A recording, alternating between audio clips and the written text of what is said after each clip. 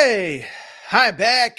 Good to be back. Good to be back. Want to go ahead and keep our college hoops offseason grade series going. By the way, before we even get started, a couple things. One, do want to hope everybody had a great 4th of July holiday. Was going to wish everybody a happy 4th of July holiday, but it's the 7th here. So hope everybody had a great holiday. Also worth noting, just so you guys and girls know, we're really going to start ramping up the college football on this page. I talk a ton of college football. Think I'm pretty knowledgeable, pretty plugged in. We're going to have lots of college football going forward, but we still have some odds and ends in college hoops to kind of focus on and get you updated on. So let's do it. Off-season grades continues. We've done Kentucky. We've done Indiana. We've done Arkansas. We've done the two-time defending national champions, UConn. Today, it is time to look at the North Carolina Tar Heels. And first off, let me say this. I was thinking about this prepping this segment.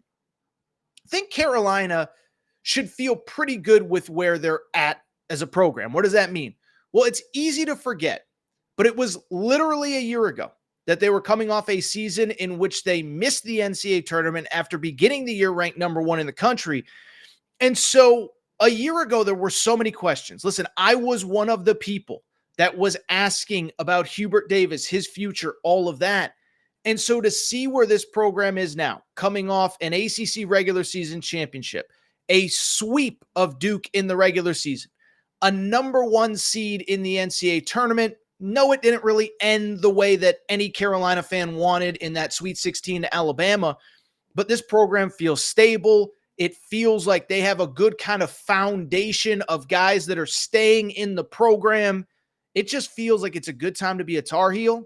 And as we're going to discuss here, I don't think this thing's slowing down anytime soon. Now, in terms of the moves, really quickly, let's start with the offseason stuff from the loss perspective. Nothing, in my opinion, that's truly shocking. First off, the big loss is, of course, the big man, Armando Bacot. This kid is a Carolina legend. 15-10 last year. And I was happy to see like his career just kind of end in a better space than, again, a year ago. He was a guy that when the team struggled a year ago, he was struggling with injuries. So for him to come back, kind of put a cap on Carolina with another conference championship, this after leading Carolina to a national title game appearance in 2022 with what was bluntly one of the best tournament runs we've ever seen, period, from a big man. Multiple 20-rebound games. What was it, about 5 straight double-doubles? So happy to see this kid end his career in style. By the way, we saw the reports about what he made in NIL. Good for him, man. Stay in college for as long as he did. Plays hard, becomes an icon. The community loves him. It's true NIL. None of this collective crap, whatever. So credit Armando Bacot. He's the man. In terms of other losses, look, Harrison Ingram, maybe a little bit surprising, came to Carolina, to prove that he was an NBA caliber player, and he does it. And yes, I just said Duke, but it's in large part because of that great game that he had against Duke when I think he put himself on the radar quite a bit from a national perspective, letting everybody know, hey, this dude is a baller. 21 points, 5 threes in that first win against Duke. That was kind of his breakout game. 12 points, 8 boards per game. The 3-point shooting increases. So Harrison Ingram is out, second-round pick. And then from there, some role players. Obviously, you had a Paxton Wojcik leave. You have a Cormac Ryan who played a big role as a transfer. But now it's time to look ahead to what they have coming back. And think you could argue it was about as good of an offseason as you could ask for from the Carolina perspective, starting with the biggest piece of news, probably the single most important returnee in all of college basketball. That's, of course, RJ Davis. Reigning ACC Player of the Year, 21 points per game, 40% three-point shooter. And listen, this is the great part of this portal NIL fifth-year COVID era. Guys have options. Listen, I was anti a lot of this stuff 3, 4, 5 years ago, okay? But it's so cool for an RJ Davis. I know he has the extra COVID year, but to say I don't have to rush to the pros. I can make good money at Carolina. I can become a program stalwart like my former teammate Armando Bacot. I can be a guy that Carolina fans remember for years. Well, now he comes back, and I'm really excited to see him play with a second-year Elliot Cadeau. Elliot Cadeau, I think everybody watching this knows, I think it's a little bit underrated what he did this past season. Remember, he was a 5-star in the class of 2023, decides to reclassify. And I get that he's a 5-star. I understand it. But to come in, averaged about 7.5 points and 4 assists per game, averaged less than 2 turnovers per game. Remember, this is as an 18-year-old that could have been playing high school basketball. 4 assists, 2-to-1 assist to turnover ratio. You lead the ACC champion in assists. That is an awesome freshman year. And guess what? Now you come back with a year's worth of experience under your belt. I think he could be a breakout star nationally. Speaking of breakout stars, by the way, we do have a couple other, obviously marquee returnees. Seth Trimble, I think, is set to take a step up. Jalen Withers, Jalen Washington. I always thought Jalen Washington was pretty good when I watched him. I don't think he's Armando Bacot, but think he's serviceable, which will be important because we'll get to the front court in a minute. But in terms of the newcomers, let's start with that high school class, because credit to Hubert Davis, he crushed the 2023 recruiting cycle, or 2024 recruiting cycle. By the way, I think I said Elliot Cadeau was a 5-star in the 2023, decided to reclassify. He was obviously in 2024, decided to reclassify to 2023. Anyway, he was committed at one point, reclassifies. But now you're bringing in Ian Jackson and Drake Powell, 2 McDonald's All-Americans, who both could be phenomenal. Now, the early reports are Carolina had a lot of their alumni stuff over the last couple weeks. People were talking about Ian Jackson like, whoa, buddy, this kid could be a breakout star nationally. Guard out of New York. It was interesting. Carolina fans, don't get mad at me for talking about this, but it was crazy because from the beginning, it just felt like there was always this weird discourse and conversation about, is he going to reclassify? Is he going to go somewhere else? Is he going to decommit? Obviously, once he, played the 2024 season, nobody's talking about him reclassifying, but there was always this weird conversation about, like, is he going to go somewhere other than North Carolina? He denied the rumors a million times. I mean, I don't really understand why it persisted, but he's on campus, and everybody said he was just a star among stars during North Carolina's summer workouts. So he's in, really excited about kind of the 3-guard lineups that they could play with him, Cadeau, and RJ Davis.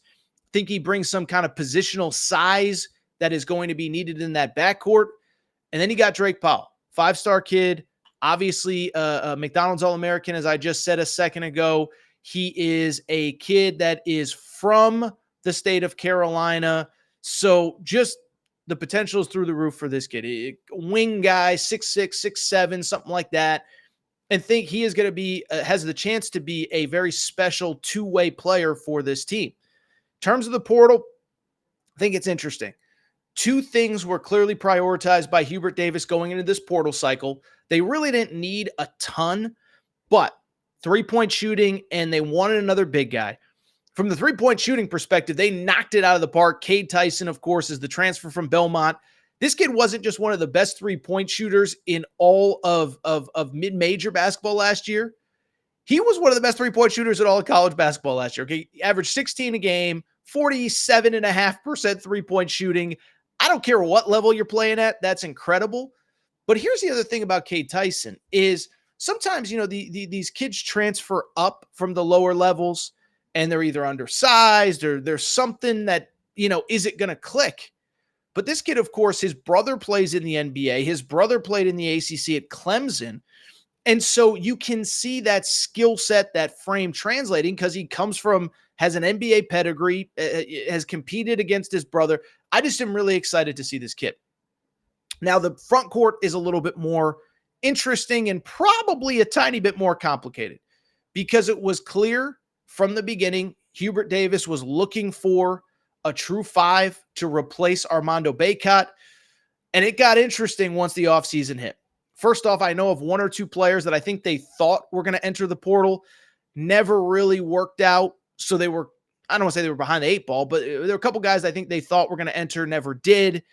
But then after that, you go through the process. Cliff Omoyori was in the portal from Rutgers. Seemingly came down to Bama and North Carolina. The reports were that North Carolina actually offered more NIL money than Bama. And then beyond that, this is the part that pissed me off.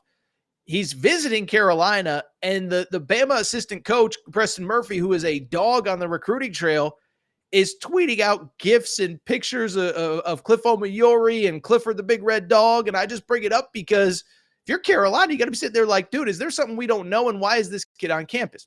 Anyway, and you go after some other guys, Jonas Adu, a few others. You end up with the kid from Vandy. You end up with Van Allen Lubin, good player, averaged about 12-6 in the SEC last year, will be serviceable for this team. I'm not sold that he's the true 5 that you actually need, though, for this spot. The SEC or the ACC isn't loaded with like high-level NBA players, but you were clearly going after 5s with Omoyori, with Jonas Adu. I think I mentioned Jonas Adu. Carolina made his Final Four, but you don't quite get it. Is Van Allen Lubin really, is he that 5? Is he more of a 4? How does he fit with some of the other guys? Do you play him with whatever? Do you play him with Jalen Washington? Do you play him outside of Jalen? The point I'm trying to make, it was clear that Carolina prioritized some big guys and whiffed on some big guys before ending with the one that they got. So as we start to wrap, let me say this. I'll be quick on the grade part. I think B+ feels about right. And the only reason why is because while everything else went right, RJ Davis coming back, the freshmen enrolling, all that good stuff, we also know that at the same time, we can't dismiss the fact that the 5 spot is a little bit of a question, and they certainly prioritized guys that did not quite make it to campus. Despite it, though, let me say this. I've put out my preseason ranking. It's at AaronTorresOnline.com. I have North Carolina as the preseason favorite in the ACC.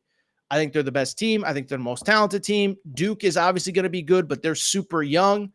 And I think Carolina, to its credit, they have a team that's built to have success in this modern era of college basketball. NBA talent, veteran guys that have been in the program. This is the blueprint to win in college basketball in 2024. Still got to recruit elite high school talent, but you got to blend in transfers. You got to have a couple returnees.